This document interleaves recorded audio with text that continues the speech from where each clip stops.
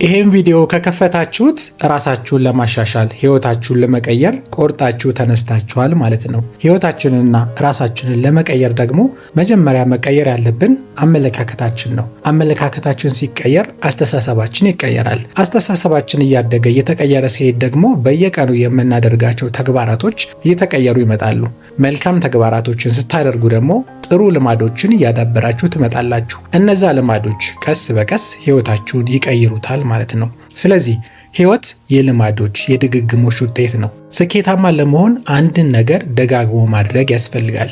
አንድን ነገር ደግሞ ደጋግማችሁ ለማድረግ መጀመሪያ አመለካከታችሁ ህይወትን የምታዩበት መንገድ መቀየር ይኖርበታል። በዚህ ቪዲዮ 3 ጥልቅ ታሪኮችን እነግራችሁና ከነዚህ ታሪኮች ውስጥ የምንማራቸውን ጥልቅ መልእክቶች በዝርዝር እነግራችኋለሁ።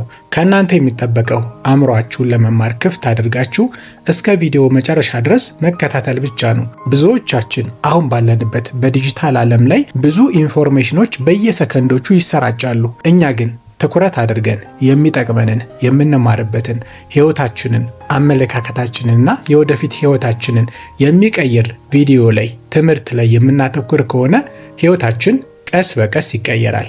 ስለዚህ ወደ መጀመሪያው ታሪክ እገባለሁ። የመጀመሪያው ታሪክ በአንድ መንደር ውስጥ ስለሚኖሩ 2 የእንጨት ቆራጮች ታሪክ ነው። እነዚህ 2 የእንጨት ቆራጮች በየቀኑ ስራቸውን በትጋት ይሰራሉ። አንደኛው ጠዋት ተነስቶ እንጨት መቁረጥ ይጀምራል። ይህኛው ልጅ ሁል ጊዜ ምንም ሳያርፍ ነው እንጨቱን የሚቆርጠው። ጠዋት እንደጀመረ ዝም ብሎ ነው እንጨቶቹን የሚቆርጠው። ሁለተኛው ደግሞ በመሃል እርፍ እያለ ቁጭ እያለ ከዛም በኋላ እያረፈ ነው እንጨት የሚቆርጠው። ከዛም በኋላ በመጨረሻ ሁለቶቹ የሰሩትን ውጤት ለማየት አብረው ሲገናኙ በመሃል ቁጭ እያለ እያረፈ የሚሰራው እንጨት የሚቆርጠው ሰውዬ ብዙ እንጨቶችን ቆርጦ ተገኘ። ከዛም በኋላ ያኛው ሰውዬ በመገረም እንዴት አንተ ብዙ እንጨት ልትቆርጥ ቻልክ? እኔ ነኝ ሳላቋርጥ ቀኑ ሙሉ ስሰራ የነበረው። አንተ በመሃል ቁጭ እያልክ እያረፍክ ነበር የምትሰራው። እንዴት ይሄ ሊሆን ይችላል ብሎ ይጠይቀዋል። በመገረምም አንተ ምን ያደረግከው ነገር አለ ብሎ ይጠይቀዋል። ቁጭ ብሎ በመሃል ሲያርፍ የነበረው ሰውዬ አንድ ነገር ነገረው። ይኸውልህ እኔ በመሃል ቁጭ ስል የነበረው ለማረፍ ብቻ አልነበረም። ቁጭ በምልበት ሰዓት መጥረቢያዬን በደንብ እንዲቆርጥልኝ ቁጭ ብዬ እየሳልኩ አየር ወስድ ነበረ። አንተ ግን ዝም ብለህ ነበር ስትቆርጥ የነበረው። እኔ በመሃል ቁጭ ብዬ በማርፍበት ሰዓት የምስለው መጥረቢያ ብዙ እንጨቶችን እንድቆርጥ ረድቶኛል። አንተ ግን ዝም ብለህ ስለሆነ ስትቆርጥ የነበረው መጥረቢያው እየዶለደመ ስለሚሄድ ብዙ እንጨቶችን መቁረጥ አልቻልክም ይለዋል። ስለዚህ ውድ ቤተሰቦቼ ከዚህ ታሪክ የምንማረው ምን ያህሎቻችን ነን ቁጭ ብለን አይምሯችንን የሚያስተምር ህይወታችንን የሚለውጥ ነገሮችን የምናየው? ህይወታችንንስ የሚቀይርልን መጽሐፍትን የምናነበው? የተለያዩ አስተማሪ ነገሮችንስ ወደ አይምሮችን የምናስገባው ምን ያህሎቻችን ነን? ለዚህ ስኬታማ የሆነውን የዋረን በፌት ታሪክ ልንገራችሁ። ዋረን በፌት በቀን ውስጥ 80% የሚሆነውን ጊዜውን የሚያሳልፈው መጽሐፍትን በማንበብ ነው። ዋረን በፌት የዓለማችን ትልቁ ቢሊዮነር ነው። በብዙ ቢሊዮን የሚቆጠሩ ሀብቶችን አፍርቷል። ነገር ግን ለዚህ ሁሉ ሀብት ምንጭ ሆነው እሱ እንደሚናገረው በቀን ውስጥ ብዙ ጊዜን ሰጥቼ መጽሐፍትን አነባለሁ። ለአይምሮ የሚጠቅሙኝን ነገሮች ሁል ጊዜ አነባለሁ። ይህም ለምሰራቸው ለእያንዳንዱ ውሳኔዎቼ በህይወቴ ለማረጋቸው ነገሮች ትልቅ አስተዋጽኦ አድርጎልኛል ይላል። ስለዚህ እናንተስ ምን ያህሎቻችሁ ናችሁ በቀን ውስጥ ከተሰጠን 24 ሰዓት ውስጥ ምን ያህሎቻችሁ ለአይምሯችን የሚጠቅም ለወደፊት ህይወታችን አይምሯችንን የሚያሳድግልን አስተሳሰባችንን የሚለውጥልንን መጽሐፍትን የምታነቡት? መጽሐፍትን ደግሞ ማንበብ ካልቻላችሁ የተለያዩ አስተማሪ ቪዲዮዎችን የምትመለከቱት፣ ቪዲዮዎችን ተመልክታችሁ በህይወታችሁ ላይ ተግባራዊ የምታደርጉት፣ እንዲሁም ደግሞ ብዙ አሁን ላይ በዲጂታል ዘመን የተለያዩ የሌሎችን ሰዎች ታሪክ የሚያቀርቡ ፖድካስቶች አሉ። ስለዚህ ምን ያህሎቻችሁ በቀን ውስጥ ለህይወታችሁ የሚጠቅማችሁን የሚያስተምራችሁን ነገር ትመለከታላችሁ፣ ታያላችሁ፣ ታነባላችሁ? ምክንያቱም እኛ ሰዎች ስንባል ያየነው የሰማነውና ያነበብነው ውጤት ነው የምንሆነው። ስለዚህ በቪዲዮ መጀመሪያ ላይ እንደነገርኳችሁ እኛ የአስተሳሰባችን የአመለካከታችንና የልምዶቻችን ውጤት ነን ብያችኋለሁ።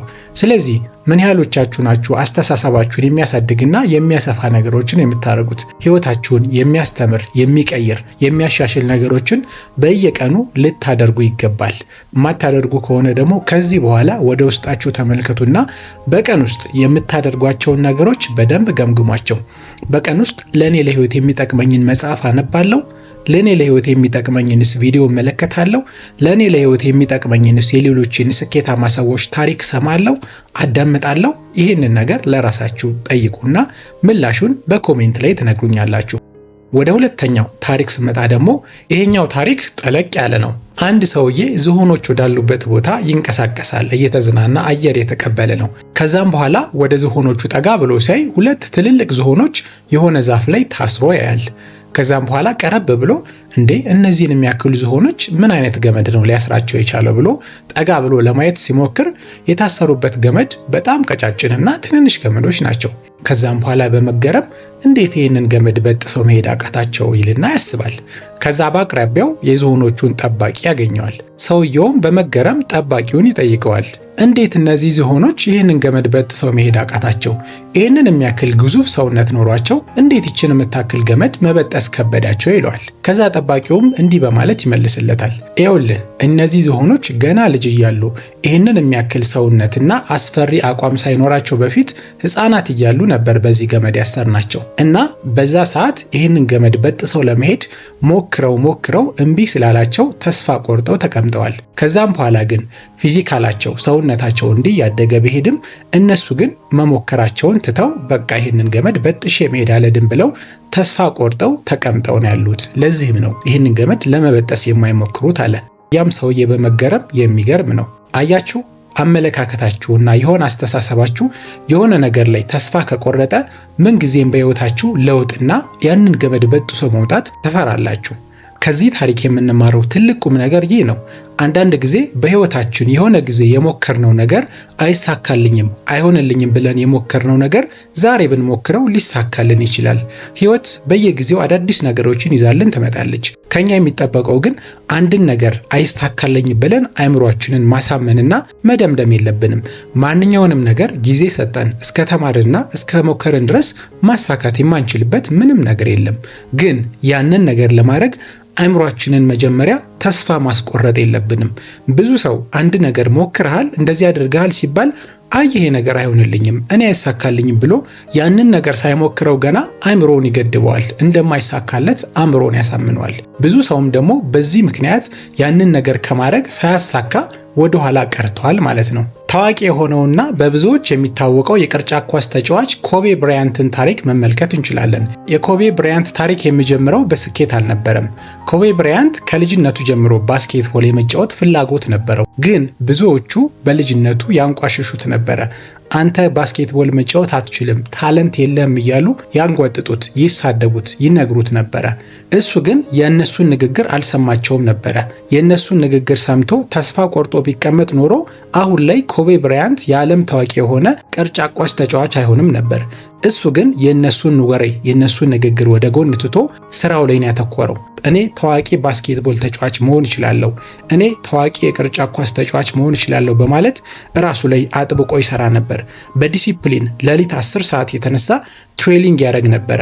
ከሌሎቹ የባስኬትቦል ተጫዋቾች ቀድሞ በመነሳት በየቀኑ ዲሲፕሊን ሆኖ ባስኬትቦል ይጫወት ነበር። ስለዚህ አሁን ላይ ኮቤ ብራያንት በዓለማችን ላይ የተለያዩ አይነት ሽልማቶችን ዓለም አቀፍ አዋርዶችን ያሸነፈ ታዋቂ የሆነ የቅርጫት ኳስ ተጫዋች ነው።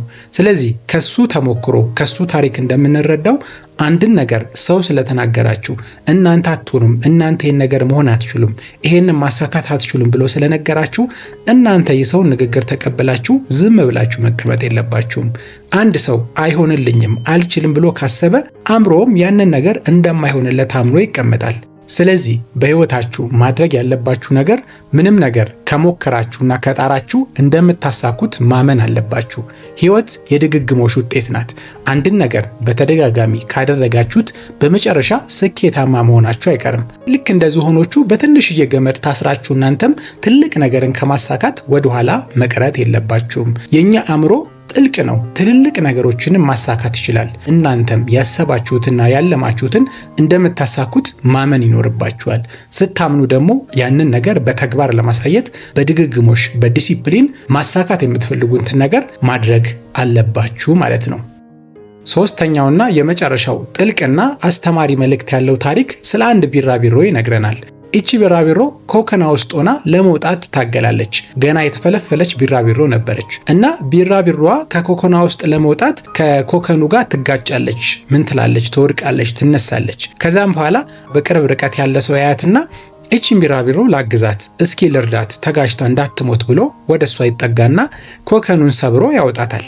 ከዛም በኋላ ያቺ ቢራቢሮ ኮከኑ እንደተከፈተላት ስታቅ ለመብረር ትሞክራለች። ለመብረር ስትሞክር ግን ትወድቃለች። ክንፏ ገና ስላልጠነከረ አሁንም ትነሳለች፣ አሁንም ትወድቃለች። በመጨረሻ ግን ክንፏ ስላልጠነከረ መብረር አልቻለችም። በእግሯ እየተሳበች እዛው መሬት ላይ ትሄዳለች። ከዛም በኋላ ያ ሰውዬ ምን አደረግኩ? እኔ እሷን ለማገዝ ነበር እንደዚህ ያደረግኩት፣ ግን እሷ መብረር አልቻለችም ብሎ በሐዘኔታ ይመለከታታል። መጨረሻም ቢራቢሮዋ መብረር ስላቃታት እዛው መሬት ላይ ሆና ሕይወቷ አለፈ ማለት ነው። ከዚህ ታሪክ የምንማረው ትልቅ ቁም ነገር አለ። አንዳንድ ጊዜ ሰዎች በዙሪያችን ያሉ ልጆቻችን እንዲጠነክሩ ሁሉንም ነገር ማገዝ የለብንም። አንድ ሰው በችግር ውስጥ በፈተና ውስጥ ሲያልፍ ጠንካራ ማንነት፣ ጠንካራ ነገር ይዞ ያድጋል። ስለዚህ እኛም በህይወታችን ችግር፣ ፈተና ሲገጥመን ማማረር የለብንም። ምናልባት ያ ፈተና፣ ያ ችግር እኮ የገጠመን እኛን ሊያጠነክረን ሊሆን ይችላል። የተሻለ ማንነት፣ የተሻለ አስተሳሰብ እንዲኖረን እኮ ሊሆን ይችላል። ብዙ ነገሮች፣ ብዙ ችግሮች በህይወታችን ላይ የሚፈጠሩት። ስለዚህ አንዳንድ ጊዜ ሁሌ ችግር ሲገጥመን ችግሩ ላይ ብቻ ማማረር የለብንም። ከዚህ ችግር ምን ልማር ነው? ይህ ችግር ያጋጠመኝ ምን ሊያስተምረኝ ነው ብለን ራሳችንን መጠየቅ ይኖርብናል። አንዳንድ ጊዜ በብዙ ፈተናዎች ያለፈ ሰው በኋላ ላይ ጠንካራ ማንነትና የማይበገር ማንነት ያለው ሰው ሆኖ ይወጣል። ስለዚህ ልክ እንደ ቢራቢሮዋ ህይወታችን ላይ ችግር ሲያጋጥመን ማለቃቀስና እኛ እኮ ችግር ያለብን ሰዎች ነን ብለን ማማረር የለብንም። ችግርና ፈተና ሲገጥመን ከዚህ ችግር ምንድነው መማር ያለብኝ? ምንድነው ይሄ ችግርስ ለህይወቴ ሊያስተምረኝ ይዞ የመጣው ብለን በጥልቀት ራሳችንን መጠየቅ ይኖርብናል። በዓለማችን ላይ ያሉትን ስኬታማ ሰዎችም ስታዩ አብዛኞቹ በችግር ውስጥ ያለፉ ናቸው። በችግር ውስጥ ማለፋቸው ደግሞ ችግርን እስከ ጥግ ድረስ አይተው ስላለፉ ከዛ ችግር ውስጥ ለመውጣት የመጨረሻ ኢፈርታቸውን፣ የመጨረሻ አቅማቸውን ተጠቅመው ያንን ችግር ወጥተው ስኬታማ ሆነው አሳይተውናል። ስለዚህ እናንተም፣ አንተም፣ አንቺም ዛሬ ችግር ውስጥ ልትሆኑ ትችላላችሁ። በየጊዜው ፈተና ሊገጥማችሁ ይችላል። ህይወታችሁን ለመምራት ብዙ መሰናክሎች ሊኖርባችሁ ይችላል። ግን ከእናንተ የሚጠበቀው ያ ችግር ለህይወቴ ምን ሊያስተምረኝ ይዞ መጣ? እኔንስ እያጠነከረኝ ነው ወይ ብላችሁ ራሳችሁን በመጠየቅ እያንዳንዱን ችግር የምታልፉበትን ጥበብ ከፈጣሪያችሁ በመጠየቅ እንዲሁም ደግሞ ወደ ኋላ ያ ችግር እንዳያስቀራችሁ ጠንክራችሁ በመነሳት ህይወታችሁን መቀየርና ማሻሻል ይኖርብናል። ሁላችንም ውስጥ ችግር አለ።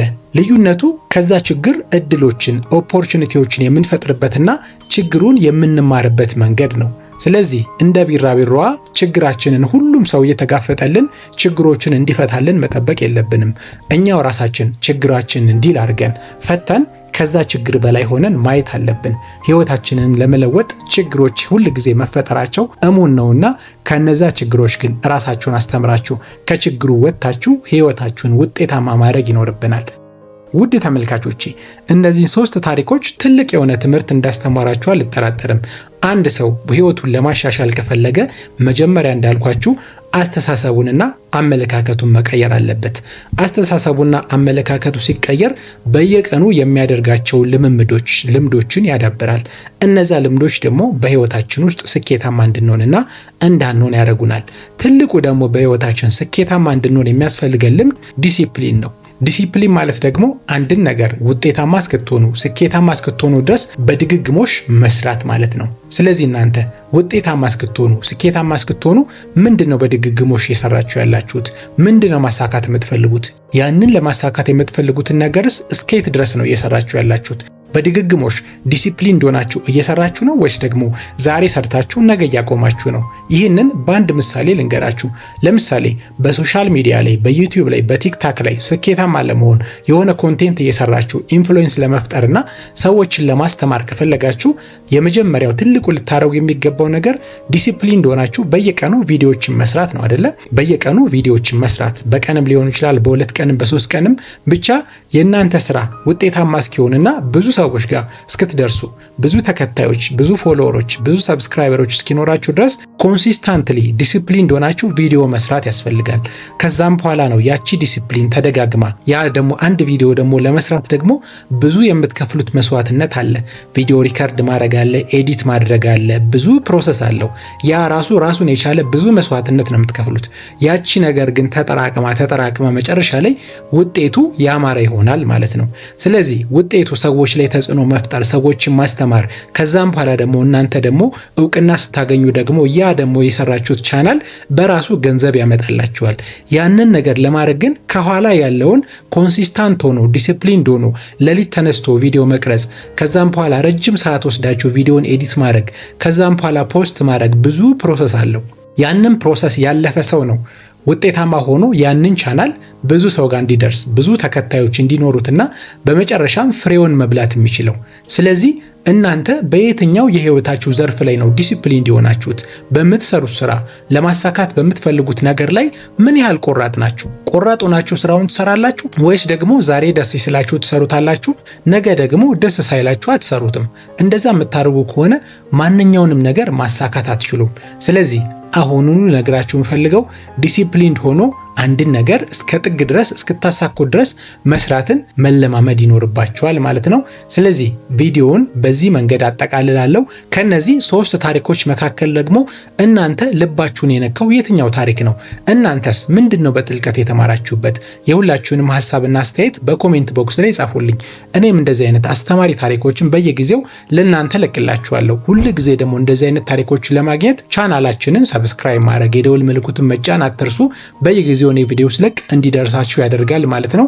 በቀጣይ ቪዲዮ ደግሞ ለ3 ወር ተደብቃችሁ ራሳችሁን የምትለውጥባቸውን መንገዶች ማወቅና ህይወታችሁ ላይ አተኩራችሁ ህይወታችሁ ማሻሻል የምትፈልጉ ከሆነ ይህንን ቪዲዮ ተመልከቱት። እጅግ ጠቃሚ የሆነ ቪዲዮ ነው። ብዙ ሰው ይህን ቪዲዮ ተመልክቶ ህይወቱን እየቀየረበት ይገኛል። ይህን ቪዲዮ ጋብዛችኋለሁ። እዚህ ቪዲዮ ላይ እንገናኝ። ይህ ሌዮ ቼንጅ ነው።